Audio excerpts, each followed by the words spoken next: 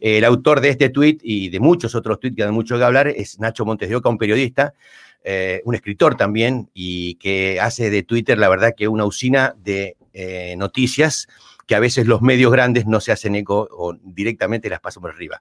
Nacho, ¿cómo estás? Buenas tardes. ¿Qué tal? Buenas tardes, gracias por el contacto. Bueno, qué gusto escucharte. Y la verdad que hoy quería hablar de otro tema, pero recién veo ese tuit que me llamó la atención, porque además de lo que pasa con los varados y el coronavirus, hay un informe tuyo bastante interesante que tiene que ver con la relación entre los números que maneja el gobierno y los números que serían tal vez un poco más reales, ¿no? Más acorde con la realidad, ¿no? A nivel Sí, infectados, a nivel fallecidos. sí, la investigación principal creo que hay que atribuirse la que corresponde, que es Lana Montalbán, pero somos muchos los que estamos sospechando que en Argentina están ocultando las cifras reales.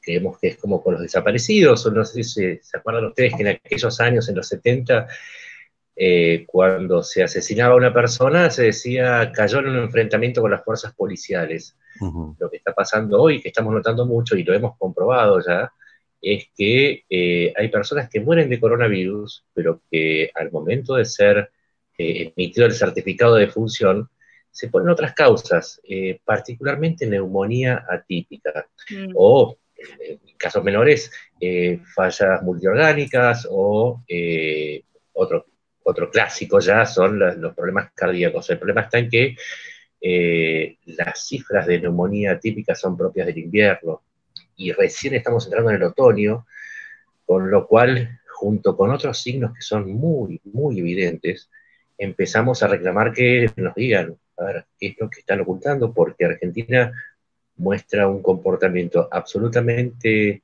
diferente al resto de los países, y no es que tenemos un testeo masivo, no es que tenemos superabundancia de medios, y tampoco es que la Argentina tenga una carga genética diferente al resto del mundo. Por eso esas anomalías nos llevan a reclamar que nos digan si realmente las cifras oficiales de infectados y muertos son reales, porque nosotros tenemos indicios de que no lo son.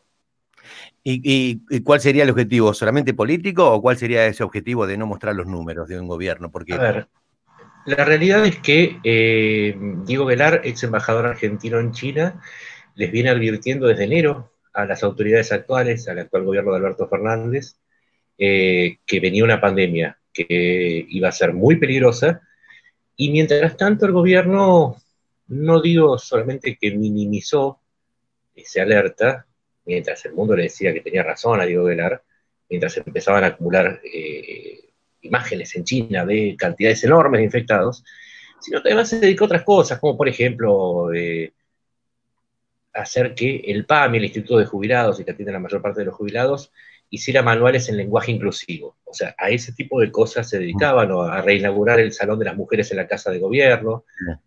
Y la realidad es que les cayó la realidad encima. De pronto empezamos a tener infectados, cuando el propio ministro de Salud decía que no iban a llegar porque era verano.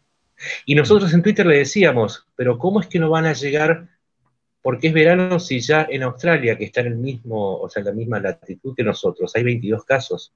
Entonces, el esconder no solamente es esconder los muertos y las cifras reales, sino que también es esconder un hecho que doblemente grave. Primero, la ineficiencia, y asociado con la ineficiencia es que, al igual que pasa con la economía y otros sectores, es que no llegaron con un plan de gobierno, llegaron con el único objetivo de obtener el poder, con todo lo que esto lleva, ¿no? Los negocios, la impunidad. Entonces, el coronavirus y el ocultamiento de cifras, en última instancia, a lo que responde es a un gobierno que necesita ocultar las cifras para ocultar detrás su propia ineficiencia. ¿y cómo explicás entonces que tenga una imagen, por lo menos es la Eso es lo información que que te nos iba a llega a preguntar. nosotros, tenga una imagen positiva, que la gente esté un poco seducida por el Alberto Fernández 2.0, digamos, un nuevo Alberto Fernández, alguien que hace un año decía una cosa y hoy hace otra, o hace lo correcto? ¿Qué está pasando? Es que no carecen de humor, porque el humor no les falta. Sí, y la última encuesta la hizo una persona que maneja una parte importante de la pauta del gobierno, y consultoras que trabajaron con el peronismo durante la campaña. Ujú, Probablemente te digan que el 120% de la gente está a favor de Alberto Fernández. claro. Lo que acá se percibe no es eso, porque, digámoslo claramente, cuando... uno como periodista aprende que las cifras oficiales siempre se tienen que contrastar con otros hechos de la realidad para saber Sí, cómo son reales. medirlos, ¿no? Claro. Por ejemplo, te pongo un ejemplo muy sencillo.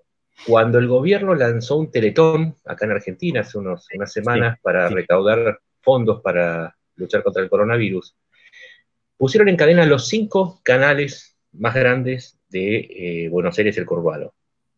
Claro. Sumados, tuvieron 11 puntos de rating. ¿Qué significa eso? Que probablemente 1.200.000 personas vieron ese programa. Nada. Y en ese momento debería haber 3 personas, 3 veces más de televidentes. La gente apagó la televisión.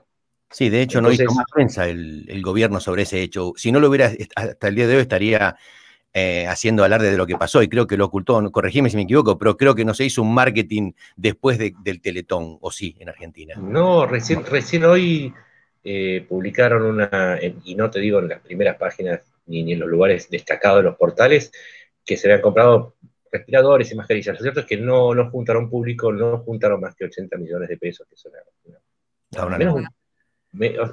Chile juntó 10 veces más, teniendo una población de 20 millones, nosotros tenemos 46 millones. Mm. Entonces, en la medida que vos ves signos del fracaso del gobierno, más te reís cuando dicen que Alberto Fernández es por poco el nuevo Perón. Entonces, Sí. y esto me hago cargo porque escribí un libro sobre el fascismo argentino, el fascismo lo que tiene es una pelea constante con la realidad, constante.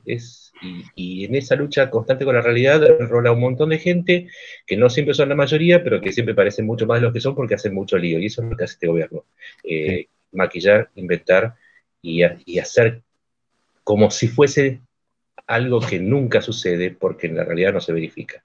Claro, la gente tendría que estudiar, leer un poquito más lectura del siglo XVIII, XIX, digamos, ¿no? O principio del siglo XX, principio, y tendría que leer un poco más sobre todo este tipo de cosas. Y hay un denominador común en todo este tipo de gobiernos. Casi todos los gobiernos utilizan de este corte autoritario de izquierda Ocultar la... populista y comunista. Sí. Tratan de manejarse siempre con el mismo librito, pero ya pasaron 150 años y siguen con el mismo librito. Eh, Mirá, te recuerdo Malvinas. Malvinas, yo tenía 12 años. Y me acuerdo que estábamos todos de acuerdo. Yo no estaba de acuerdo con la guerra. Mi viejo tampoco. Y conocía bastante gente que no estaba de acuerdo. Y tipos como Alfonsín, digo, decían, esto es un error. Y a todos nos callaban. Y se creó un ambiente de unanimidad patriótica en donde todos estábamos de acuerdo aunque no lo estuviéramos. Y yo creo que eso es un poco el signo de los neofascismos. Es inventar mayorías por imposición. Y si vos no estás de acuerdo, te desaparecen. El problema que ellos tienen ahora es que tenemos las redes y no nos pueden invisibilizar. Así que lo sí, lamento que es, se queden calentitos, pero estamos en las redes. es tal cual así. Julio Juli Di Matteo participa siempre con nosotros aquí en la mesa de nuestro staff, así que está ahí con nosotros. Te convoco, Julia, charlando con Nacho. ¿Cómo te va? ¿Cómo no, Nacho? ¿Cómo estás? Buenas tardes. ¿Qué tal? Buenas tardes. Te, te vuelvo al tema de coronavirus, que obviamente que es lo que nos intranquiliza hoy. Nosotros acá en la radio lo dijimos que la relación entre el personal médico, o sea, médicos, enfermeros, camilleros, era muy alta la proporción en relación a la cantidad de casos que había. Y después, bueno, he leído notas al respecto. Esa relación es muy alta, por lo que vos decís, o mienten casos o se está probando muy poco, que eso es bastante factible, ¿no? Pero aparte de probar poco, ¿tienen como casos guardados y los van regulando a ver cuántos van diciendo por día? ¿Es tu opinión? Hay varias respuestas posibles. La primera, yo estuve internado en el hospital peruano, es un hospital público, me dio falso el test y yo presencié que el material que tienen no es el adecuado ni suficiente. Yo lo puedo decir porque lo vi y porque lo dijeron. Segundo, como no se están haciendo testeos masivos, hay mucha gente que va por la calle que están infectados, están asintomáticos, entonces por ahí van a una cita urgente con un traumatólogo o un reumatólogo o lo que fuese, una especialidad que no es la de la guardia médica, y contagian al médico. Ese médico va después a una sala común con otros médicos o a otro hospital y esparce el virus. Es el problema de no testear masivamente. Tercero, cuando empieza esta imprevisión, cuando no se adquieren los kits masivos, el problema está en que se tiene que restringir el uso. Entonces, cuando vos tenés, y esto lo hablé con muchos médicos, digo, esto es un trabajo largo, como no hay suficientes kits, por ahí viene una persona con síntomas y se tiene que privilegiar al que cumple todos los requisitos y quizás tiene 4 o 5 síntomas, pero no le hacen el test porque no cumple con todos los requisitos y quizás tenía coronavirus, entonces está un rato en la guardia, habla con el médico, habla con otras personas, está en contacto cercano, y esto pasó en las primeras etapas cuando se toman todas las previsiones, y por ahí contagió a 5 o 6. ¿Por qué? Porque no se los detectó. Y el otro tema es que, sí, al esconderse las cifras, vos tenés a personas, como decía, con una neumonía típica que muere, ¿y qué pasa? Y esto también pasó en una clínica de Villa Adelina. La gente manipuló ese cuerpo, estuvo en contacto con esa persona mientras estuvo viva, no sabía que tenía coronavirus, entonces tenés una cadena de 25 personas infectadas, muchas de las cuales son de los hospitales, porque todo este proceso que estoy diciendo sucede en los hospitales, en la guardia, en los consultorios externos, y después siguen las funerarias. Entonces, que la cantidad de médicos sea uno de... Después de España es el segundo, el segundo país con mayor cantidad de contagiados, no solamente de personal médico, sino también de personal sanitario, o sea, la persona, el enfermero, el camillero, el que hace la limpieza. Esto es porque en Argentina no se tiene noción, no solamente de la peligrosidad, sino que asociado a esto, como no se quiere contar el tamaño verdadero de la pandemia, porque no se tomaron los recaudos y todavía no se le dio al personal ni los protocolos, ni los equipamientos, como para poder defenderse. Y el problema es que son la infantería, volvemos a lo de Malvinas, son los que son la primera línea de combate. Sin ellos, todo lo otro no sirve. Entonces han cometido un error tremendo.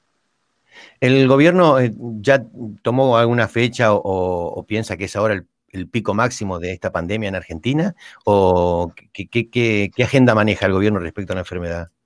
Es que es una novela, ¿vieron las novelas que uno nunca sabe? Me gusta porque te causa gracia. Yo te entiendo, es verdad. Ayer no me reía, ayer me reía también y yo les quería explicar a la gente que no me reía por ironizar, sino que me causa gracia. A veces es tan evidente todo que te causa gracia. Me siento menos a veces la risa es la angustia, es una forma de expresar la angustia, también es válido. El pico es como las telenovelas, nunca sabes cuándo se van a dar el pico. No lo sabés. Iba a pasar el 15 de abril, están las notas. Ginés González García, ministro de Salud, dijo que el pico iba a ser el 15 de abril, pasó para fines de abril, ahora pasó para mayo y quizás para junio. ¿Cuándo se van a dar el pico? No se sabe.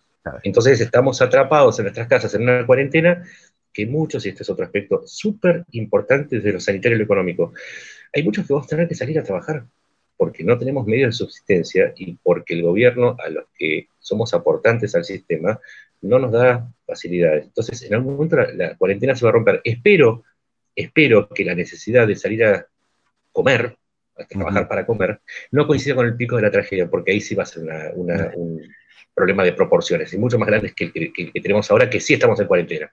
Estás hablando de la ayuda, acá en Estados Unidos el gobierno ha hecho una ayuda masiva, tanto las empresas pequeñas, medianas o grandes, como más que nada a los ciudadanos, ¿no? A los ciudadanos comunes, sin ninguna necesidad de aplicar a nada, sino que te manda un cheque de determinada cantidad de dólares. ¿Cómo está ese tema allá, teniendo en cuenta que veo que no se habla mucho, pero que el dólar ayer llegó a una cifra exorbitante y que no se está hablando tanto de la economía como hablabas al principio, se está tapando todos, entre ellos la economía.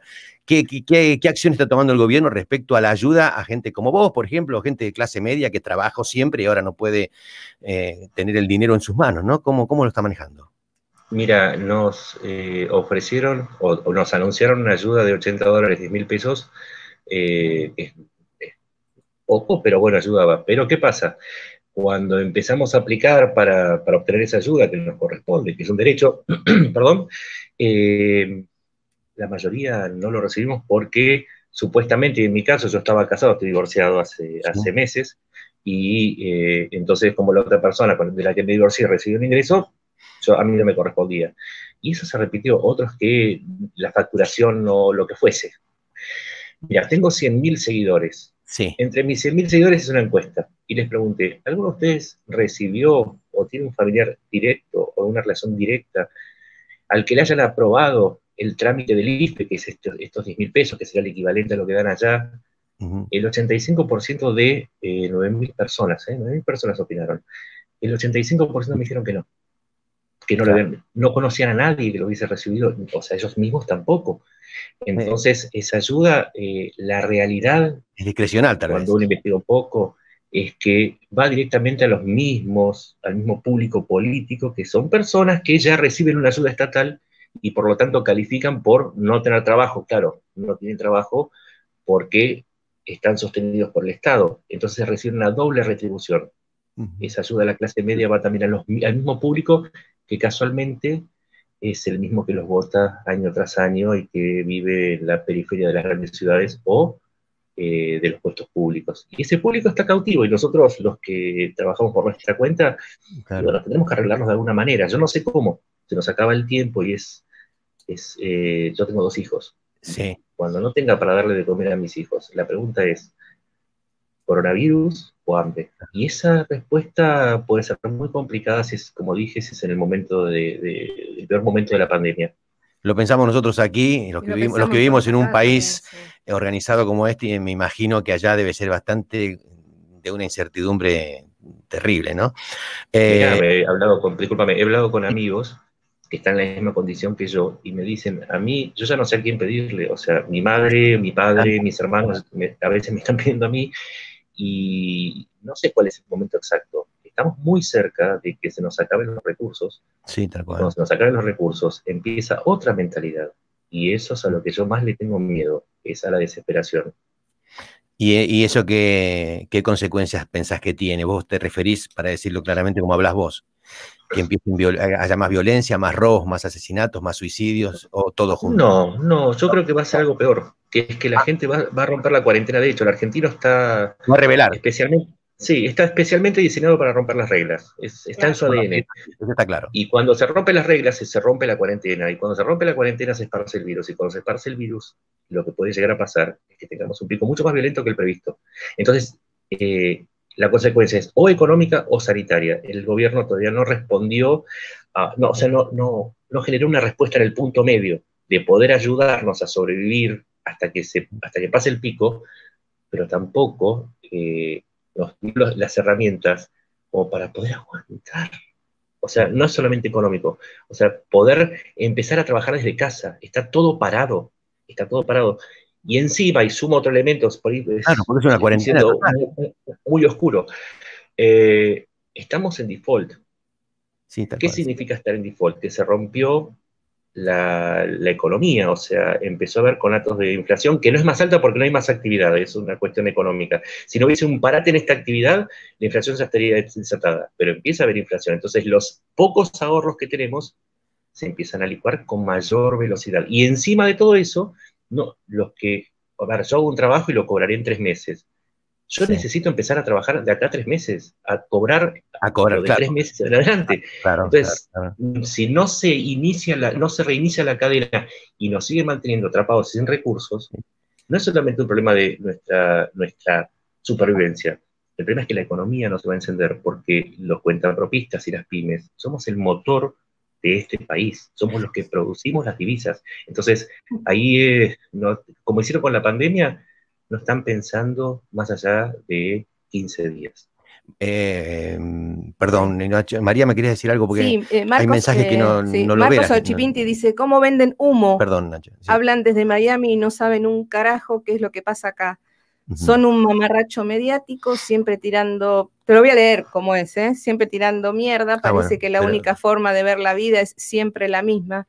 Estados Unidos está muriendo de miles y se fijan en nosotros que estamos recorriendo el camino correcto, con un Estado presente que se está ocupando de cada detalle, teniendo en cuenta que el ladrón de Macri dejó la salud por el piso junto con el país. Qué largo. La salud y la vida están primero, no como en USA. Es un mensaje dirigido sí. al medio, supongo, no a Nacho, ¿no? No, pero... No, pero está bien, les puedo contestar. Yo estoy desde Sí. Buenos Aires. Yo te puedo decir desde Buenos Aires que el Estado está presente en algunos sitios. Y en segundo lugar, es como en Malvinas. No es que yo esté a favor de los ingleses cuando digo vamos a perder la guerra si la seguimos así. Estoy diciendo, escuchen si quieren ganar la guerra, porque los que nos criticamos, básicamente lo que intentamos es marcarle los errores, y aprender de los errores es lo único que le va a permitir no cometerlos. Y la gente fanática, y por eso hablábamos de fascismo, no piensa, obedece. Escuchen a la gente con pensamiento crítico, porque si no van a perder la guerra, no les queda otra. Son corderitos. Lo que pasa es que en caso de Nacho, está bueno. Yo miraba, ahondé en tu Twitter en la parte de arriba donde decís que está bueno, y no lo haces vos solo, hay gente que lo hace, muchos medios aquí en Estados Unidos mismo hay teatros que le piden a la gente que los apoye económicamente también, que hagan su aporte para que puedan seguir ejerciendo un periodismo independiente como el tuyo, o teatro independiente, etcétera. Nosotros hace 18 años que estamos acá, nunca, pero nunca, no porque seamos los más vivos, sino nunca recibimos dinero o sea, hablamos siempre lo que pudimos hablar y lo que quisimos hablar.